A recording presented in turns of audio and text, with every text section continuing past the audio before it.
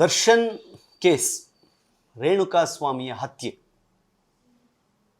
ಇದು ಬರೀ ಒಂದು ಕೇಸ್ ಅಲ್ಲ, ಇದೊಂದು ಕೇಸ್ ಸ್ಟಡಿ. ಇದು ಈ ದರ್ಶನ್ ಕೇಸ್ನಲ್ಲಿ ಒಳಗೆ ಹೋಗಿರುವ 19 ಜನರ ಪೈಕಿ ಅವರ ಕುಟುಂಬದವರ ಕಷ್ಟ ಇದೆಯಲ್ಲ, ಅದನ್ನು ಬ್ರಹ್ಮ ಅಪ್ಪ ದೇವರೇ ಶಿವ ಬ್ರಹ್ಮ ಯಾರು ಬಂದ್ರೂ ಆ ಕಷ್ಟ ನೋಡಿದ್ರೆ ಅವರೇ ಕಣ್ಣೀರು ಹಾಕಿಬಿಡ್ತಾರೆ. ಮಗ ಜೈಲಿಗೆ ಹೋಗಿರೋದು ತಿಳಿದು ಹೃದಯಾಘಾತದಿಂದ ಜೈಲಿಗೆ ಹೋಗಿ 3-4 ದಿನಕ್ಕೇನೆ ರಸ್ತೆ ಮಧ್ಯದಲ್ಲಿ ಎದೆ ಹಿಡ್ಕೊಂಡು ಹಾರ್ಟ್ ಅಟ್ಯಾಕ್ ಆಗಿ ಸತ್ತೋದು. ಯಾರು ರೇಣುಕಾಸ್ವಾಮಿಯನ್ನ ಚಿತ್ರದುರ್ಗದಿಂದ ಬೆಂಗಳೂರಿಗೆ ಕರ್ಕೊಂಡು ಬಂದಿದ್ನಲ್ಲ ರಘು, ಅವನ ತಾಯಿ ಮೃತಪಟ್ಟಿದ್ದಾರೆ.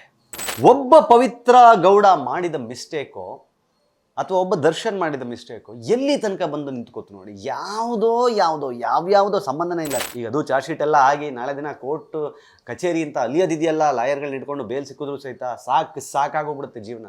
ನಮಸ್ಕಾರ, ಸ್ಪೀಡ್ ಪ್ಲಸ್ ಕರ್ನಾಟಕದ ವಿಶೇಷ ಕಾರ್ಯಕ್ರಮಕ್ಕೆ ಸ್ವಾಗತ. ನಾನು ನಿಮ್ಮ ಕೀರ್ತಿ. ದರ್ಶನ್ ಕೇಸ್, ರೇಣುಕಾಸ್ವಾಮಿಯ ಹತ್ಯೆ, ಇದು ಬರೀ ಒಂದು ಕೇಸ್ ಅಲ್ಲ, ಇದೊಂದು ಕೇಸ್ ಸ್ಟಡಿ. ಇದು ಯಾರೋ ಒಬ್ಬ ಇನ್ಸ್ಟಾಗ್ರಾಮ್ನಲ್ಲಿ ಕೆಟ್ಟದಾಗ ಮೆಸೇಜ್ ಮಾಡ್ದ, ಕೆಟ್ಟದಾಗ ಕಮೆಂಟ್ ಮಾಡ್ದ. ತಪ್ಪು, ಅಫ್ಕೋರ್ಸ್ ತಪ್ಪು, ನೋ ಡೌಟ್ ತಪ್ಪು. ಅದನ್ನು ಒಬ್ಬಾಕೆ ತುಂಬ ಸೀರಿಯಸ್ ಆಗಿ ತಗೋತಾಳೆ. ಅದನ್ನು ತನ್ನ ಪತಿ ಅಂತ ಕರೆಸಿಕೊಳ್ಳುವ ವ್ಯಕ್ತಿಗೆ ಹೋಗಿ ಹೇಳ್ತಾಳೆ ಅಥವಾ ಅವನಿಗೆ ತಲುಪಿಸ್ತಾಳೆ. ಅದು ದರ್ಶನ್. ಅವರು ಅವನನ್ನು ಕರೆಸಿ ಅವನನ್ನು ಮರ್ಡರ್ ಮಾಡಿದ್ದಾರೆ ಅನ್ನೋದು ಆರೋಪ.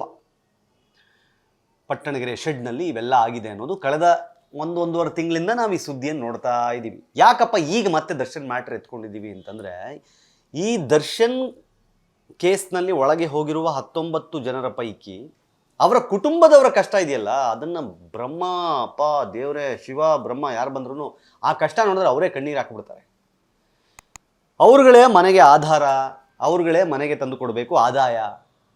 ಅಂತಹ ಜೀವಗಳೆಲ್ಲ ಹೋಗಿ ಇವಾಗ ಜೈಲಲ್ಲಿ ಕಂಬಿ ಎಣಿಸ್ತಾ ಕೂತಿದೆ. ಅದರಿಂದ ಆಗ್ತಾ ಇರೋ ಎಡವಟ್ಟುಗಳು, ಅದರಿಂದ ಆಗ್ತಾ ಇರೋ ಸಮಸ್ಯೆಗಳು, ಅದೇ ಹೇಳ್ತೀನಲ್ಲ, ಬ್ರಹ್ಮ ವಿಷ್ಣು ಮಹೇಶ್ವರರು ಬಂದರೂ ಸಹಿತ ಕಣ್ಣೀರು ಹಾಕಬೇಕು. ಯಾಕೆ ಈ ಮಾತು ಹೇಳ್ತಾ ಇದ್ದೀನಿ ಅಂದರೆ, ಸ್ವಲ್ಪ ದಿನಗಳ ಕೆಳಗಡೆ ಅನುಕುಮಾರ್ ಅಂತ, ಅವನು ಸಹ ಒಬ್ಬ ಆರೋಪಿ ಈ ಕೇಸ್ನಲ್ಲಿ.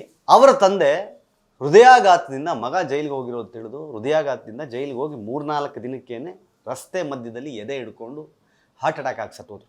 ಅದರ ದೃಶ್ಯಗಳನ್ನೆಲ್ಲ ನೀವು ನೋಡಿರ್ತೀರ. ಅದು ಅನುಕುಮಾರ್ ಕೇಸು. ಮತ್ತೊಬ್ಬರು ಫ್ಯಾಮಿಲಿ ನೋಡ್ತಾ ಇದ್ವಿ, ದುಡಿಯೋರು ಯಾರೂ ಇಲ್ಲ, ತುಂಬ ಕಷ್ಟ ಇದೆ, ಜೀವನ ನಡೆಸೋದು ಕಷ್ಟ ಆಗ್ತಾ ಇದೆ, ನನ್ನ ಗಂಡ ಹೋಗಿ ಜೈಲಲ್ಲಿ ಕೂತಿದ್ದಾನೆ ಅಂತ ಕಣ್ಣೀರು ಇಡ್ತಿರೋ ಹೆಣ್ಮಕ್ಳಿಗೆ ನೋಡಿದ್ವಿ ನಾವು. ಮತ್ತೆ ಕೆಲವು ಕಡೆ ಸಂಬಂಧನೇ ಇಲ್ಲ, ಅವ್ನು ಬರೀ ಡ್ರಾಪ್ ಮಾಡೋಕ್ಕೆ ಗಾಡಿ ಬುಕ್ ಮಾಡ್ಕೊಂಡು ಕರ್ಕೊಂಡು ಹೋದರು, ಈಗ ಅವ್ನು ನೋಡಿದ್ರೆ ಜೈಲಲ್ಲಿ ಕೂತ್ಕೊಂಡಿದ್ದಾನೆ ಅಂತ A8 ರವಿ, ಅವ್ರ ಸಮಸ್ಯೆ ಒಂಥರ. ಈಗ A4 ರಘು ಅಂತ ಒಬ್ಬ ಇದ್ನಲ್ಲ, ಚಿತ್ರದುರ್ಗದ ದರ್ಶನ್ ಅಭಿಮಾನಿಗಳ ಸಂಘದ ಅಧ್ಯಕ್ಷ, ಯಾರು ರೇಣುಕಾಸ್ವಾಮಿಯನ್ನ ಚಿತ್ರದುರ್ಗದಿಂದ ಬೆಂಗಳೂರಿಗೆ ಕರ್ಕೊಂಡು ಬಂದಿದ್ನಲ್ಲ ರಘು, ಅವನ ತಾಯಿ ಮೃತಪಟ್ಟಿದ್ದಾರೆ. ನೋಡಿ, ಅವ್ರ ದೊಡ್ಡ ಮಗ ಅಂದರೆ ಆ ತಾಯಿಯ ದೊಡ್ಡ ಮಗ ರಘು, ಅವ್ರ ಅಣ್ಣ ಮತ್ತು ತಾಯಿ ಜೊತೆಲಿದ್ರಂತೆ. ಅವರೇ ನೋಡ್ಕೋತಾ ಇದ್ರಂತ. ಅವ್ರಿಗೆ ಮದುವೆ ಆಗಿಲ್ಲ ಅವ್ರ ಅಣ್ಣನಿಗೆ. ರಘುಗೆ ಮದುವೆ ಆದಮೇಲೆ ಸಪ್ರೇಟ್ ಮನೆ ಮಾಡ್ಕೊಂಡು ಸಪ್ರೇಟಾಗಿದ್ದರೂ ಸಹಿತ ಆ ತಾಯಿಗೆ ರಘು ಅಂದರೆ ಪಂಚಪ್ರಾಣ. ಗೊತ್ತಲ್ಲ, ಈ ಮಕ್ಕಳಿಗೆ, ಸಣ್ಣ ಮಕ್ಕಳು ಅಂತಂದು, ಈ ತಾಯಿಯಂದ್ರಿಗೆ ಸಣ್ಣ ಮಕ್ಕಳು ಅಂದರೆ ಭಾಳ ಪ್ರೀತಿ, ಮುದ್ದು. ಅದೇ ಥರದ ಪ್ರೀತಿ ರಘು ಮೇಲೆ. 75-76 ವರ್ಷ ಚೆನ್ನಾಗೇ ಇದ್ರಂತೆ. ಓಡಾಡಿಕೊಂಡು ಸುತ್ತಾಡಿಕೊಂಡು ಅವರೇ ಊಟ ಮಾಡಿಕೊಂಡು ಅವರ ಸ್ವಕಾರ್ಯಗಳನ್ನೆಲ್ಲ ಅವರೇ ಮಾಡಿಕೊಂಡು ಆರಾಮಾಗಿದ್ದರು. ಯಾವಾಗ ಮಗ ಹೀಗೊಂದು ಕೇಸ್ನಲ್ಲಿ, ಕೊಲೆ ಕೇಸ್ನಲ್ಲಿ ಜೈಲಿಗೆ ಸೇರಿದ್ದಾನೆ ಅಂತ ಗೊತ್ತಾಯಿತು, ಆ 75-76 ವರ್ಷದ ವೃದ್ಧೆಗೆ ಕಳವಳ ಶುರುವಾಗಿದೆ. ಡಿಪ್ರೆಷನ್ಗೆ ಹೋಗ್ಬಿಟ್ಟಿದ್ದಾರೆ. ಮಗನ ನೋಡಬೇಕು ಅನ್ನೋ ಹಂಬಲ ಅಷ್ಟು ಸುಲಭ ಅಲ್ಲ. ಅಲ್ಲಿಂದ ಇಲ್ಲಿಗೆ ಬಂದು ಮಗನನ್ನು ನೋಡ್ಕೊಂಡು ಹೋಗೋದು. ವಯಸ್ಸಾಗ್ತಾ ಇದೆ. ಆ ಯಾತನೆಯಲ್ಲಿ, ಆ ನೋವಿನಲ್ಲಿ, ಆ ಬೇಜಾರಿನಲ್ಲಿ ಆ ತಾಯಿ ಈಗ ಸಾವನ್ನಪ್ಪಿದ್ದಾರೆ. ನಾನು ಹೇಳ್ತಾ ಇರೋದು ಒಂದು ಕೇಸ್, ಒಬ್ಬ ಪವಿತ್ರ ಗೌಡ ಮಾಡಿದ ಮಿಸ್ಟೇಕೋ ಅಥವಾ ಒಬ್ಬ ದರ್ಶನ್ ಮಾಡಿದ ಮಿಸ್ಟೇಕೋ ಎಲ್ಲಿ ತನಕ ಬಂದು ನಿಂತ್ಕೋತು ನೋಡಿ. ಯಾವ್ಯಾವುದೋ ಸಂಬಂಧನೇ ಇಲ್ಲ. ನಾನು ಹೇಳ್ತಾ ಇರೋದು ರಘುಗೆ ದರ್ಶನ್ ಫೋನ್ ಮಾಡಿಬಿಟ್ಟು, ನೋಡಪ್ಪ ರಘು, ಅವನು ಎಲ್ಲ ಡಿಸ್ಟಿಕ್ನಂತೆ ಒಂದು ಡಿಸ್ಟಿಕ್ನ ಜಿಲ್ಲೆಯ ದರ್ಶನ್ ಅಭಿಮಾನಿಗಳ ಸಂಘದ ಅಧ್ಯಕ್ಷ. ಬಾಸ್ ಫೋನ್ ಮಾಡಿದ್ದಾರೆ, ಹೇಳಿ ಬಾಸ್, ಏನಾಗಬೇಕು ಬಾಸ್, ಹಿಂಗೆ ಕಣೋ, ರೇಣುಕಾಸ್ವಾಮಿ ಅಂತ ಒಬ್ಬ ಇದಾನಂತೆ, ಹಿಂಗೆ ಕಾಟ ಕೊಡ್ತಾ ಇದ್ದಾನಂತೆ ಪವಿತ್ರಂಗೆ, ಅವ್ನು ಯಾರು ನೋಡ್ಕೊಂಡು ಕರ್ಕೊಂಬಾರೋ ಅಂತ ಫೋನ್ ಮಾಡಿ ಹೇಳಿದ್ದಾರೆ. ಎದ್ನೋ ಬಿದ್ನೋ ಅಂತ ರಘು, ಅಯ್ಯೋ ಬಾಸ್ ಹೇಳಿದ್ಮೇಲೆ ಮುಗೀತು ಅಂತ ಅಂದ್ಬಿಟ್ಟು ಅವನನ್ನು ಕರ್ಕೊಂಡು ಒಂದು ಗಾಡಿ ಮಾಡಿಕೊಂಡು, ಅವನ ಜೊತೆಲಿ ಪಾಪ ಇನ್ನೊಬ್ಬನ ಯಾರನೋ, ಅವ್ನು ಯಾವತ್ತೂ ದರ್ಶನ್ನೇ ಮೀಟ್ ಮಾಡದೇ ಇರೋ, ಅವ್ನು ಬಾರೋ ಮೀಟ್ ಮಾಡಿಸ್ತೀನಿ ಅಂತ ಅವನ್ನೂ ಕರ್ಕೊಂಡು, ಅವ್ನು ಹತ್ತಿಸ್ಕೊಂಡು, ಆ ರವಿ ಅವನ ಹತ್ರ ಗಾಡಿ ಬುಕ್ ಮಾಡಿಸ್ಕೊಂಡು ಕರ್ಕೊಂಬಂದು ಪಟ್ಟಣಗೆರೆ ಶೆಡ್ಡಿಗೆ ಕರ್ಕೊಂಬಂದು ಇಲ್ಲಿಗೆ ನಾಯಿಗೆ ಹೊಡೆದಂಗೆ ಹೊಡೆದು ಅವನೊಂದು ಗತಿ ಕಾಣಿಸಿ ಅವನು ಕೊಲೆನೇ ಆಗೋದ್ಮೇಲೆ ಗೊತ್ತಾಗಿದೆ ರಘುಗಿದ್ರೆ ಸೀರಿಯಸ್ನೆಸ್. ಬಾಸ್ ಅನ್ಕೊಂಡಿದ್ದವನು ಇವಾಗ ಎಲ್ಲ ಊಷ್ಟಾಗಿ ಹೋಗ್ಬಿಟ್ಟ. ಪರಿಣಾಮ ಏನಾಯ್ತು ಇವಾಗ? ಕಿಡ್ನ್ಯಾಪ್ ಕೇಸು ಅವನ ಮೇಲೆ ಬಂತು, ಕೊಲೆ ನಡೆದ ಸಮಯದಲ್ಲಿ ಅವನು ಅಲ್ಲಿದ್ದರೆ 307 ಅವನ ಮೇಲೆ ಬಂತು, 302 ಅವನ ಮೇಲೆ ಬಂತು. ಎಲ್ಲ ಕೊಲೆ ಕೇಸು, ಆಳ ಮೂಳ, ಕಿಡ್ನ್ಯಾಪು, ಕಾನ್ಸ್ಪಿರಸಿ ಎಲ್ಲ ತಗೊಂಬಂದು ತಲೆ ಮೇಲೆ ಹಾಕ್ಕೊಂಡು ಜೈಲಲ್ಲಿ ಇವಾಗ ಕಂಬಿ ಎಣಿಸ್ತಾ ಕೂತಿಯಾನೆ. ಪಾಪ ಅವನ ತಾಯಿ ಇವಾಗ ಮೃತಪಟ್ಟಿದ್ದಾರೆ. ಈಗ ಪೊಲೀಸ್ನವರು ಅವನನ್ನು ಪೊಲೀಸ್ ವ್ಯಾನಲ್ಲಿ ಕರ್ಕೊಂಡೋಗಿ ಅಂತ್ಯಕ್ರಿಯೆಯಲ್ಲಿ ಅವನು ಪಾಲ್ಗೊಂಡು ಕಂಬಿ ಅಂದರೆ ಕೈ ಕೊಳ ಹಾಕಿ ಕರ್ಕೊಂಡೋಗಿ ಹಂಗೇ ಮತ್ತೆ ಕೊಳಪಟ್ಟಿ ಹಿಡ್ಕೊಂಡು ಕರ್ಕೊಂಬಂದು ಮತ್ತೆ ತಗೊಂಬಂದು ಜೈಲಲ್ಲಿ ಬಿಡ್ತಾರೆ. ಎಂಥ ಬದುಕ್ರಿ ಇದು.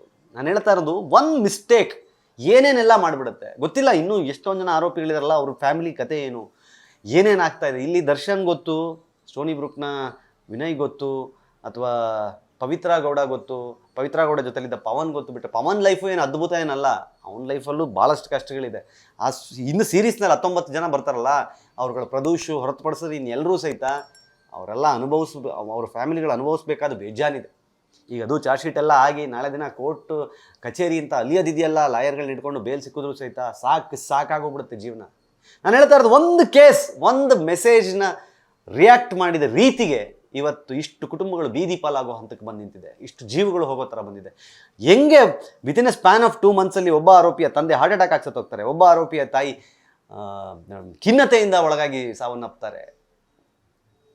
ತುಂಬ ಬೇಜಾರಾಗುತ್ತೆ ನಿಜವಾಗ್ಲೂ. ದರ್ಶನ್ ಅವ್ರ ಕಿವಿಗೆ ಇವೆಲ್ಲ ಬಿದ್ದಾಗ ಅವ್ರಿಗೆ ಅನಿಸ್ಬಿಡುತ್ತೆ, ಏನು ಮಾಡಿಬಿಟ್ವಿ ನಾವು, ಎಂಥ ತಪ್ಪು ಮಾಡಿಬಿಟ್ವಿ, ಯಾವನೋ ಒಬ್ಬನ ಮೇಲೆ ಸೇಡು ತೀರಿಸ್ಕೊಳ್ಳೋಕೆ ಹೋಗಿ ಇನ್ಯಾರ್ಯಾರ್ದೋ ಬಲಿ ತಗೋತಾ ಇದ್ದೀವಲ್ಲ ಅನ್ನೋ ಬೇಜಾರು ಖಂಡಿತ ಆಗೇ ಆಗುತ್ತೆ.